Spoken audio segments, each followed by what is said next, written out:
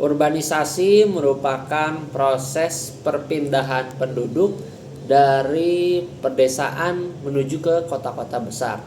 Proses urbanisasi banyak ditemukan dalam kota-kota besar, tidak hanya di Indonesia tapi juga di seluruh dunia.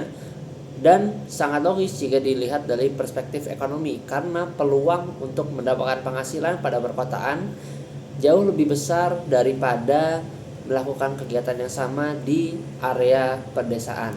Namun demikian, urbanisasi juga menimbulkan banyak tantangan dan juga hambatan, terutama bagi pemerintah kota tersebut yang menerima tambahan penduduk dari pedesaan.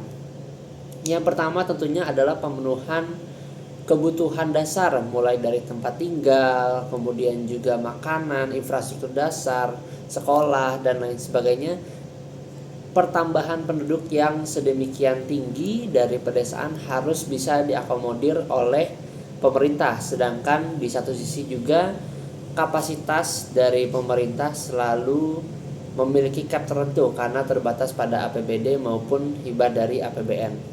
Selain daripada itu, pertumbuhan penduduk yang drastis akibat urbanisasi juga menimbulkan problem tentang ketenaga kerjaan, khususnya tingkat pengangguran yang meningkat, karena seperti yang kita tahu bahwa penyerapan tenaga kerja tidak mungkin secara instan.